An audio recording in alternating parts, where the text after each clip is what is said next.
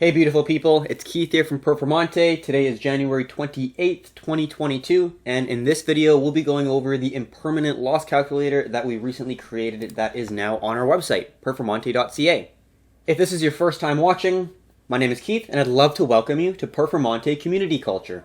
We've created a community of like-minded crypto enthusiasts from all walks of life, sharing trade ideas, new projects, updates on existing projects, and a whole lot more.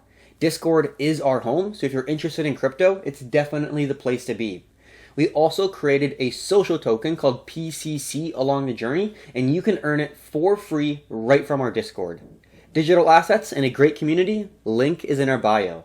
And before diving in, keep in mind that we are not financial advisors and this information is not financial advice. It's really just a tool that allows you to understand what you would have made by holding versus putting your capital in a liquidity pool. Without further ado, let's jump right in.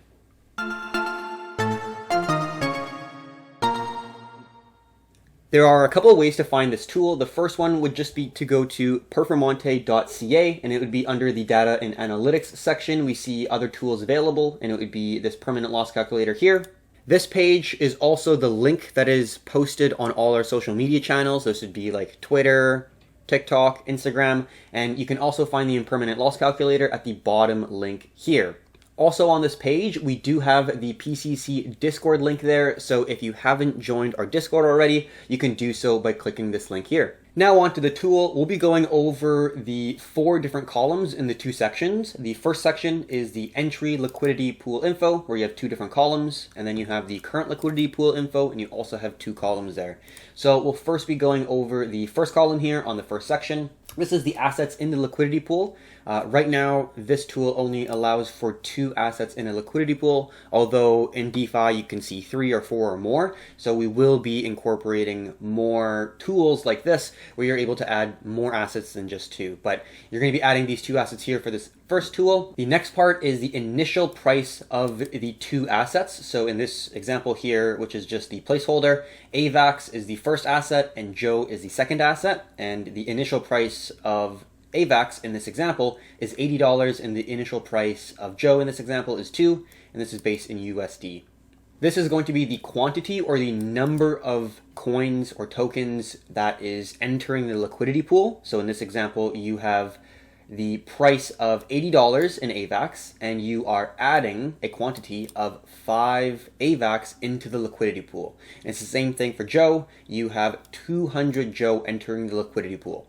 Below is when you actually started, so we'll just say we started at the start of this month, at the start of the year here. And at the bottom, you can see the APR or APY, which just divides by the number of days in the liquidity pool, which we will discuss later. So we'll just say something like 65%, which is not a inconceivable number whatsoever in the world of DeFi, pretty common to see. So the next thing we'll be taking a look at is the second section here, the second column, and the top part of the second column is the initial total value. So this is the amount of capital that is allocated initially into the liquidity pool based in US dollars by the dollar sign there.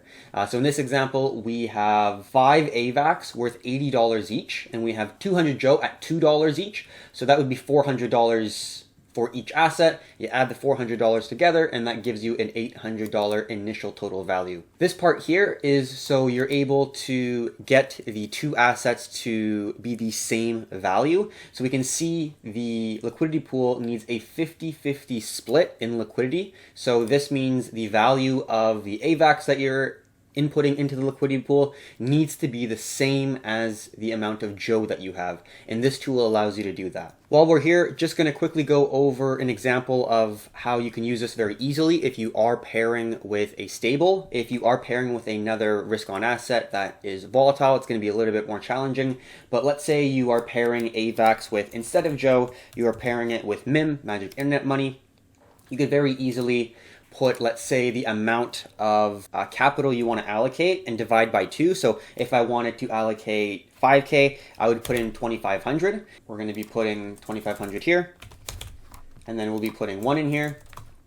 because the value of Magic Internet Money is in USD $1, and we're going to be putting $2,500 of MIM in there because the grand total we want to be adding into the liquidity pool is 5K. So we'll put $2,500 at $1, and this will give us, using asset to quantity at $2,500, 31.25 of AVAX if it was at $80. So we can see they do line up, and that gives us a perfect even 50-50 split between the value of asset 2 and the value of asset 1. Now for the second section, this is the current liquidity pool info, which we can see that to the right here, and we just pulled the assets that you initially inputted in the first section and the first column with AVAX and MIM.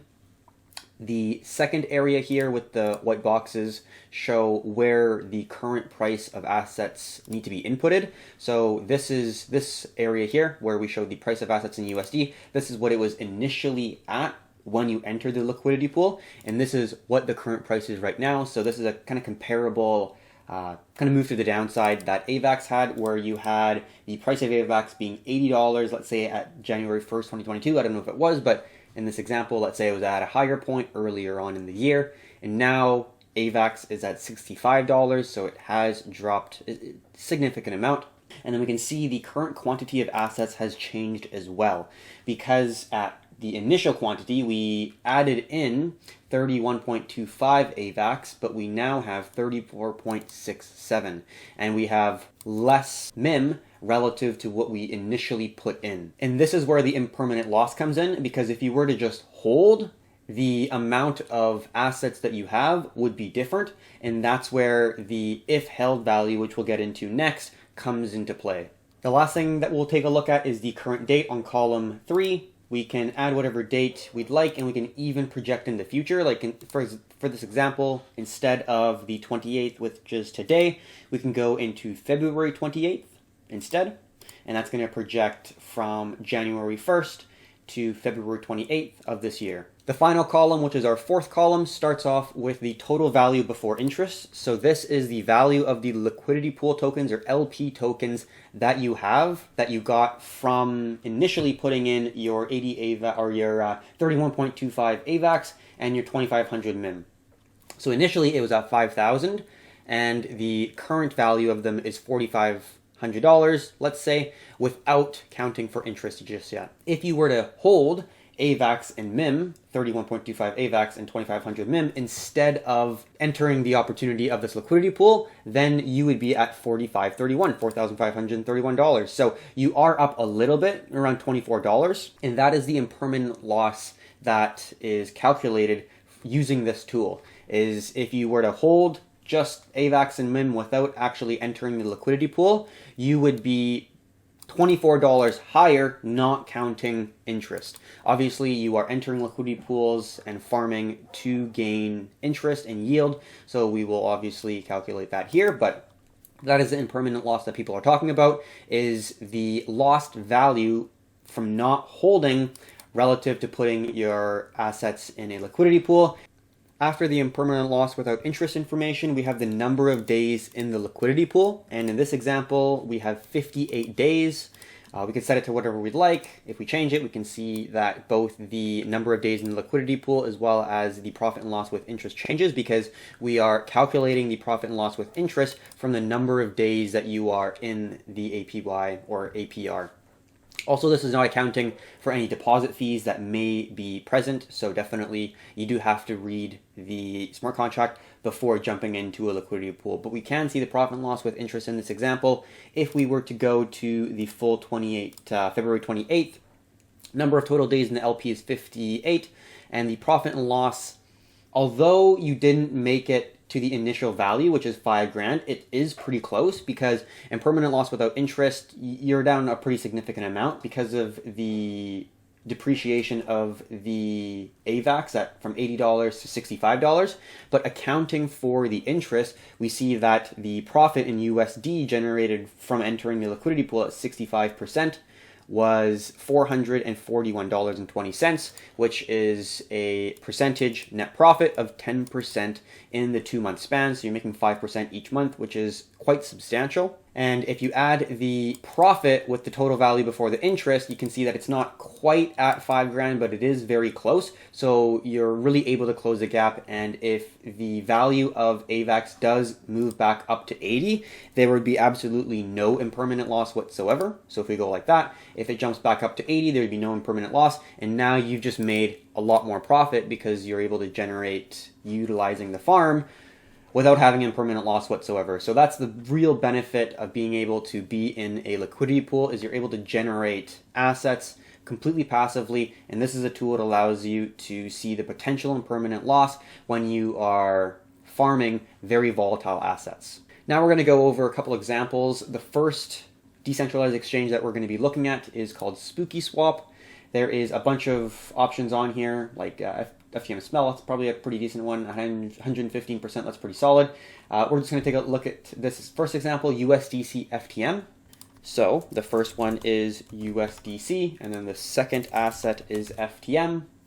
The initial price of USDC is always going to be $1 unless it depegs, which is, you got bigger problems on your hands. And then the initial price in FTM, let's say in this example, we are projecting forward to, let's say, like June or sometime in the springtime. So the price of FTM is going to be the current price, which we can see is $2.15. So we had $2.15, and let's say we want to add in, let's say 5K for this example in the initial total value. So if we want to have 5K, we put half of that in here, 2,500. And it will give us, if we are using asset 1 quantity, we want this much FTM, and this gives us the nice even 50-50 split, just like so. That's exactly what we're looking for. We're going to be starting this today, and we will be ending it, let's say, at the start of June, like so. Let's say we go into a very deep bear market, and the price of FTM drops to, let's say, 95 cents. So USDC should stay at $1, but FTM drops to 95 cents. What will be our impermanent loss? Let's see. So we initially put in $5,000. The total value of our LP tokens with the drop in FTM is $3,323.63. If we just were to hold the USDC and FTM, we'd be at $3,604. So the impermanent loss without counting the interest would be a $281 loss, which is around 8.46%. Now, like always, we do have to account for the interest because that's why we're actually entering the LP. We can see the percentage that we're generating per year is 58.92 right now, and we were in the LP for a total of 124 days. So through the interest earned entering the liquidity pool, we've made around $384, which is 11%, which is pretty solid. And if we add that to the value of the liquidity pool tokens at 3,323, we get around 3,700, which is substantially less than the initial total value. But we are able to overcome the impermanent loss, which is 281. So it would have made sense to actually enter this liquidity pool. So sometimes you do get situations where the profit of interest is less than the impermanent loss without interest. So it wouldn't make sense at that point in time to be entered into a liquidity pool to generate some yield. But in this, it does make sense because the amount that you're able to get paid exceeds the impermanent loss that was generated through entering this LP instead of just holding the value straight up. And while making this, I thought it would be a good idea. I will incorporate it after the video, but I will add the total value before interest and then add the interest and then compare with the impermanent loss. And then it would just be a Boolean, yes, it would have made sense, or no, it wouldn't have made sense. And that's just like a true or false statement. I'll be able to incorporate that right here. So that will allow you to very easily see, does this particular example using the projected prices of the two different assets make sense to enter in this LP, or does it not? So that'll be a much easier way to gauge the possible scenarios that you could be in if you are participating in any LP. So that wraps up our impermanent loss calculator overview. Like I did say, we will be adding in a little bit more information here where we're going to be adding in the total value before interest for the LP tokens plus the value in the interest we were able to generate to get us the total value. And then we can see if that was either higher or lower than the if held total value, and that will just simplify things even more and give you a simple Boolean yes or no. Yes, is it better to be in that LP during that point in time when you see the price actually moving a certain way, or no, it is better to be out of liquidity pools during that time because you're able to generate more alpha just with the price appreciation. So thank you very much for watching. We appreciate you watching, and until next time, have a good one.